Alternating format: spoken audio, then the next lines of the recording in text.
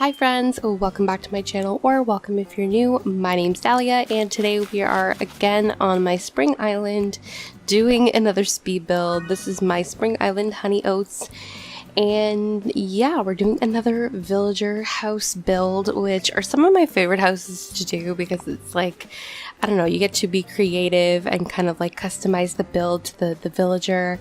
And you've probably seen it by the title of the video and the thumbnail, but I have a new villager on my island. So before we start this build, can we show you her? Like, look, it's Lily.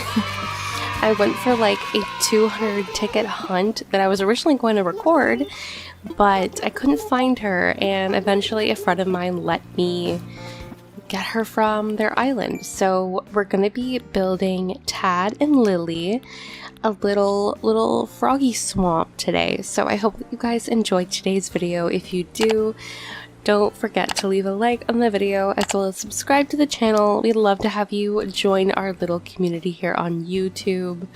So yeah, get yourself a snack and a drink, get cozy, and let's begin this build because we have a lot of work to do. This is quite a big build, so yeah, let's begin. So the first thing we have to do is terraform. Yay, the fun part. So I didn't know originally where I wanted this build to be because I kind of didn't anticipate just how big it was going to be.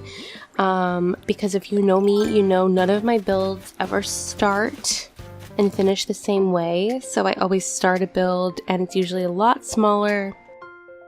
And then the longer I continue building, the bigger and bigger the build gets. So we're starting with the terraforming, which is the big chunk of the video, or big chunk of this build, which is creating the giant pond.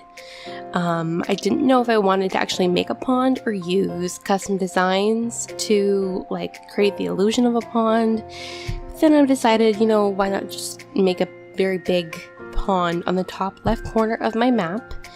And I'm basically choosing this area to build because it's right next to my river mouth, and I figured what a better way to incorporate the river mouth into a build than to have this kind of branch off into a little frog pond. So it's kind of like a mix between, it was originally just going to be like a cute little pond area, and then it became more of a swamp the longer I started building. Like the bigger and bigger the build got, and then I realized just how much space I had surrounding the area. It became very overgrown and more swamp-like, which you will see it progressively get more and more unruly as the video goes on. So here I'm just quickly mapping out where I want their houses to be. I did a similar build on my Autumn Island where I had Bones and Shep as villagers. So that's kind of the inspiration I was taking for this build, where I have two houses just side by side, and then they're gonna have like a communal like table in the middle. And they're the only two villagers who are going to be on this side of the island. If you know, I do have Henry on this island as well. I'm not sure if I'm going to be keeping him. I wanted there only to be two frogs. And speaking of Henry, I felt so awkward building this, and he was like hanging around. I'm like, I'm so sorry, this area is not for you. It was just awkward overall. I love Henry, he's so cute. I kind of love Tad a little bit more. I don't know, I like his coloring a little bit more. He's like that like teal, more turquoise green, and I don't know.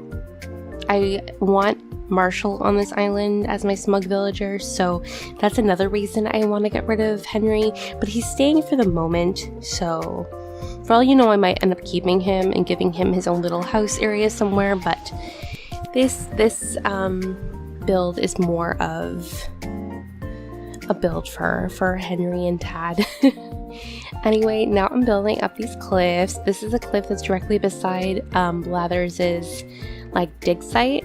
So I'm just continuing these cliffs here. This is literally just going to be filler space because I will be filling the area in with tons of trees and stuff. And now I'm just mapping out the rest of the shape for the river because I'm going to be placing a bridge here, because this whole area that's on the right hand side is going to be completely covered by trees and you won't be able to access the area.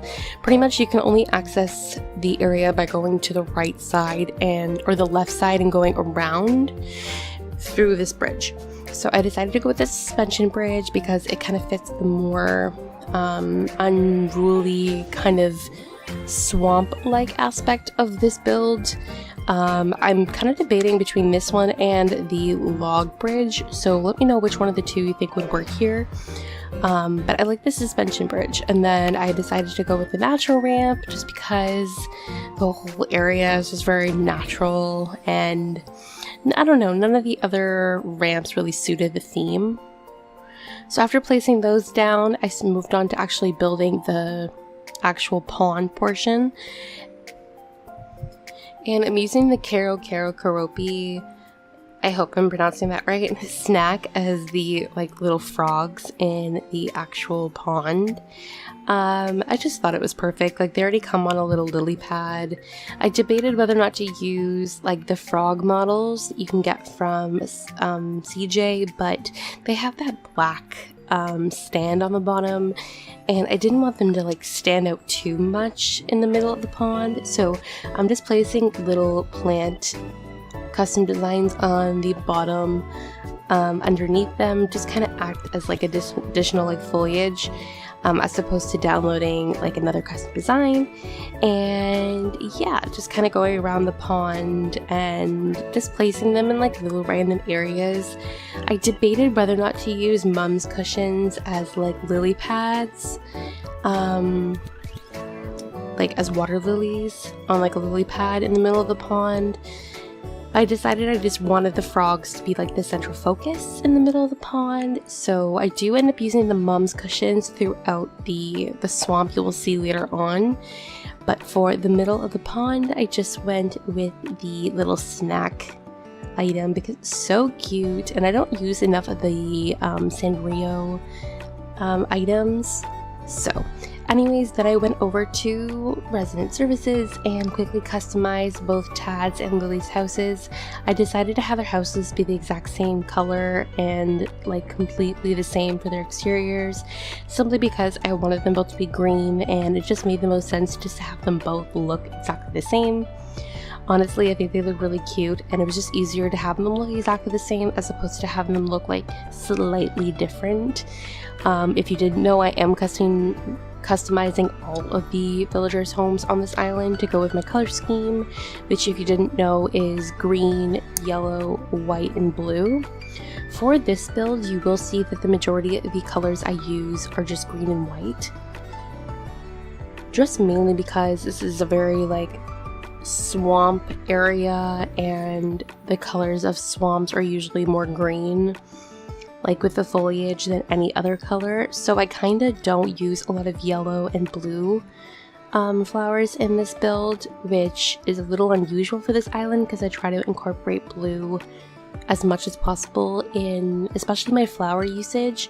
So for this island, you will see that throughout the whole island, but this particular build I just used white and green flowers, which I honestly kind of like the look of, just for this build in particular. So then I quickly put down this garden step path in between their two villagers' homes, and I like it. This is just going to be like an area where I put a little sitting area for them, so I'll eventually put like a little table with some chairs and stuff. I kept it very simple because the whole area around their houses is already so busy and overgrown. I wanted to keep the housing area as simple as I could. Then across the bridge, I started placing the pathing down that I'm using across my whole island, this little dirt path. And if you are curious about any of the custom designs, I have linked all of them in my description in a Google Doc. I also do have a video where I showed you guys all of the custom designs that I'm using for this island so far, so I will link that up in the card as well if you would like to check that out. But yeah, I just started placing this path down, and this is when I started realizing that the build was a lot bigger than I had anticipated, because I wanted to connect the areas in between that I had already built as seamless as I possibly can. So then I decided I have a little pond next to Blather's dig site where he can like study fish.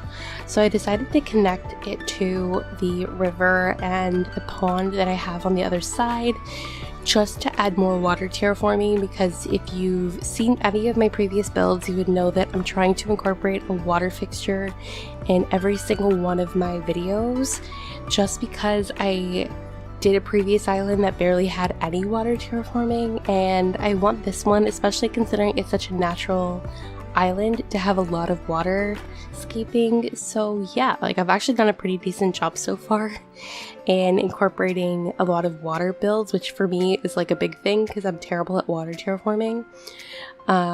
So yeah, that's why you would have seen a lot of it cut out in the beginning of the video when I was making like the river and the pond. It's also very simple water terraforming. Like I don't try to do anything elaborate. It's a lot more simplistic than some other people do, but I still really like it and I think it looks pretty natural.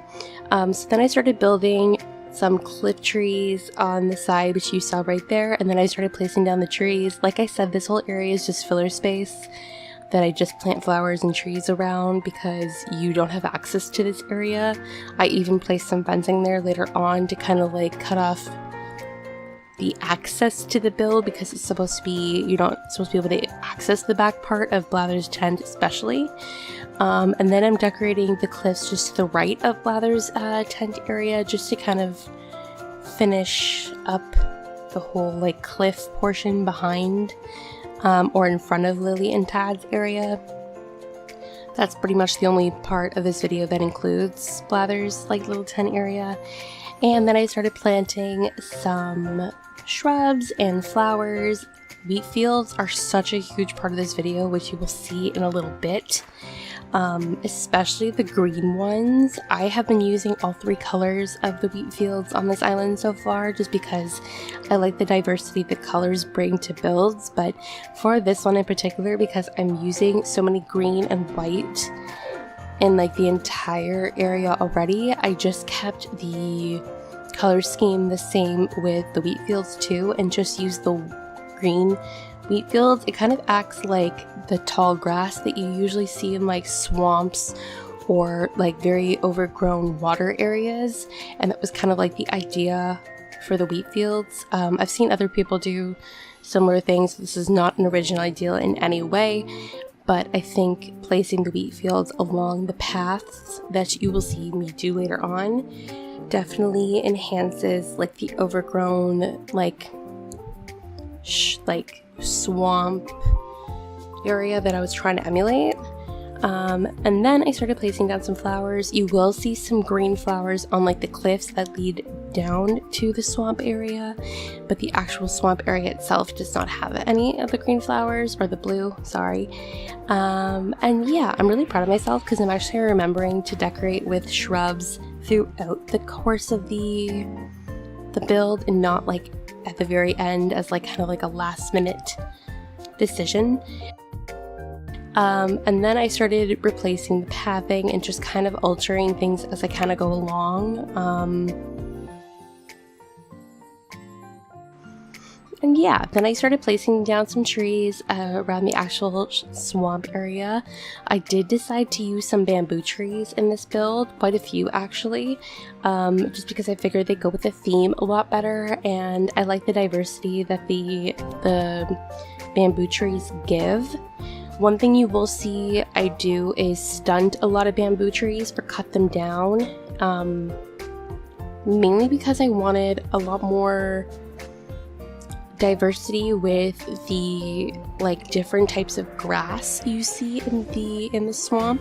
You'll see what I mean a little bit later, but I kind of love, especially with the bamboo trees, when you stunt them at like the second or third day stage, they are more brown than green, and I really like the look of them. They look like tall grass, which when you combine them with like wheat fields and other types of flowers and weeds, it just looks really good. So I'm running around and planting some bamboo shoots, as you can see. And sugarcane. Sugarcane is another thing I chose to use as like a form of grass in this build. I just really like the diversity that the colors bring. I know I've said the word diversity like 15 times so far, but like in my brain it makes sense. Like you will see as the build starts to come together and like everything kind of grows in a little bit more, that using the bamboo shoots and the sugarcane just added a lot more to, I don't know, it just added a lot to the build. Like it just looked so much more overgrown than I think just using like just the shrubs and flowers could accomplish. And I do hope later on, like you will see as I start to plant a lot of weeds, that the weeds aren't fully growing, because a lot of the weeds on my island have already grown to like the overgrown stage. So I'm going to have to go back and kind of hopefully like remove those and replace them within this area if I can somehow control how they grow in this area, because I want the overgrown weeds to be in this area because it suits like the theme of this particular area really well. I just honestly wish that we had the ability to control the size of the weeds and like what weeds we place down, but unfortunately we don't have any control over that. So now I didn't include this in the portion of the recording. I just quickly created a path leading from the bridge to their houses. You've seen me decorate with enough pathing to know how this goes, but I incorporated some of the garden steps in between the path just to kind of break up the dirt path a little bit. And this is the point where I basically just start planting a lot of trees and flowers and weeds and wheat fields. So I don't know, there's not a lot to say about this. You will kind of see that I kind of just went along and I wasn't creating these builds sporadically. Like I was really intentional with my placement of everything because I wanted every space to be as filled as possible. I time traveled to grow in the bamboo shoots a little bit so you can see them. This is after, like the smaller one is after 1 day of growth, and then the bigger one is after 2 days. And I just think combined with the wheat fields and all the other greenery in the area, it just, they added so much to the space. And I just love them. I think it looks so good. I also did go around and stunt some hardwood trees as well, especially on the day 1 or day 2, I should say, of their growth, where they look more like shrubs than they do trees. Once again, just adding a lot of verticality to the space and like the different heights that each of these different, I don't know, they're just using different types of trees and different types of flowers, and the wheat fields in this build just added a lot of uniqueness, and everything just looks a lot more natural than if I had used like one type of tree or one stage growth of tree, which I think definitely demonstrates like how much you can really manipulate a space if you manipulate like the plants in the game and the items in the game. And yeah, I don't know if I'm making any sense with what I'm saying, but you kind of get the general gist. So for the wheat fields, as you can see, I'm mainly placing them along the edges of the path. Some of them are on top of the path, but I like creating them on the edges of the path and along the edges of the pond because it kind of contributes to that overgrown feel.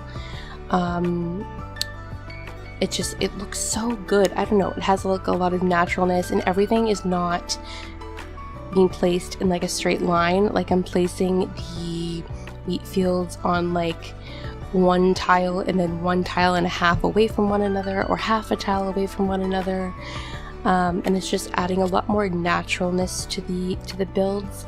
And I will say one of the main flowers I used for this build is the white hyacinths because of their height. Once again, they are one of the tallest flowers in the game. So along with the wheat fields and all the other types of like plants and trees I used in this build, it added a lot more, which I really liked. I was just quickly going on the top of the cliff to see how the whole build was looking. And at this point, it was just walking around, planting a lot of flowers. As you can see, I did go to a mystery island or to a treasure island and pick up a lot of flowers. That's become my go-to, especially when it comes to flowers, because trying to keep all the flowers that you need on like one section of your island is honestly such a hassle. So I like just being able to go to a treasure island and pick up flowers when I need them, especially green mums. Like I can obviously get white mums and hyacinths just by like planting them from the seeds, but green mums you can't plant from seeds, so it's nice to just go to a treasure island and grab what I need to when I need to. So I'm placing down the plants once again kinda sporadically, but also placing down like groups of them in sections to kind of highlight a certain color. I did this a lot more when I had more yellow and blue flowers in previous builds, but when it comes to this build, considering I only have the white and the green, it's a little more sporadic in the color choices. You see the little mum cushions I'm placing down? I think they look so cute and they add a lot more. I kind of wish that I could have placed them like in the middle of the pond, but I'm glad that I chose to place the I cannot pronounce that. I had the pronunciation before. I was glad I was able to place like the snacks down and I didn't want to replace them. I'm just quickly adding a little more to this little pathway. Really don't do much more. I just kind of wanted to fill in the space directly below the incline. So yeah, and then at this point I'm just finishing up the build by placing down more flowers and trees. I needed to make sure that the area surrounding their houses was as filled as possible. As you can see with the sugar cane, when it's fully grown, it adds a lot more to the space, which I really love. I also love how it looks placed next to the bamboo trees when they're more stunted. I think, like, I don't know, the different colors of the greens and brown look really good together. I also decided to place a little pathway leading to the beach. I will probably be decorating a couple of beaches on this island. Probably not all of my beaches, but I think I might include like a little laundry area on the rocks there, which is why I included this little pathway. I was just going to cover this whole area and completely block off the beach. But I don't know, I think it might be cute to include like a little laundry area for Tad and Lily in like a future build. So yeah, just finishing up filling in the space. The only area we have left to decorate is just the little spot in between their houses. And like I said, I literally just make them a little sitting area. I also put down those mush logs, which I didn't mention earlier. And another item I'm placing down are log stakes as well in the white birch color, just because I think once again they add a lot more diversity to the space. And I don't know, I think they look, just because they're a lot more I don't know, fitting for like the build itself. I don't know, I'm not making any sense when I'm describing this, but I thought that they fit the area, and I ended up using a white birch colorway for the log round table I use in between their two houses. So I felt like putting the log stakes, which I've used across this whole island already a bunch, just kind of tied the whole build together. I'm trying to be very deliberate with my placement of items and using items in a way that makes sense for the area and tie back to other items and other colors that I've already used so far. If that makes sense, let me know. I also do want to mention that, once again, I did talk through this whole video. Let me know if you guys want me to talk throughout my whole videos, or if you prefer a mix of commentary and music, because my last video I did more music than commentary, mainly because I really didn't know what to talk about, considering it was like, I don't know, I was building like a meadow which what can you say other than like, here, I'm placing this flower down and placing this flower down. But I tried to talk throughout this whole video, so I hope you guys enjoy my little rambles and that you're actually following my train of thought. It is also really late at night when I am recording this, so I might not make like a lot of sense. But yeah, at this point I'm just placing wheat fields and a lot of weeds down in any space that might not have anything covering it. And then I moved on to finally decorating this area. This is literally the only spot in the whole build that actually has furniture. I decided to place 2 sandwiches because I thought it'd be so cute, like an idea of them like sitting outside and like eating sandwiches together. Like, it's so cute. If I ever get the 2 of them sitting here together, I will probably burst into tears because that would be the absolute cutest thing ever. And I didn't know exactly what to put at the back, like where the rocks were. I just kind of wanted to cut it off, so kind of like prevented them from like walking off the rocks into the water. But yeah, I used the leaf stools, which I thought looked really cute in the green and yellow colors. And then for a little pop of blue, I used the classic picture in the blue color. And yeah, what else can I say? The last thing that I have to place down is the leaf piles. I will say in my last video, I almost forgot about the leaf piles, which are like one of my favorite items in games to decorate with, so I can't believe I almost forgot it. But for this build, I did remember. And leaf piles, like the green leaf piles, fit this like whole build so perfectly, so I'm just honestly placing them wherever it'll go. I also put a garden faucet here because, like, why not? I don't know. I wanted to fill the space a little bit more. I also forgot to put something on top of that barrel, but I honestly kind of like it without anything. I don't know. And yeah, we're just gonna walk around, look at Lily sitting on the mom's cushion. Oh my god, she looks so cute. I've got her sitting on like quite a few of them.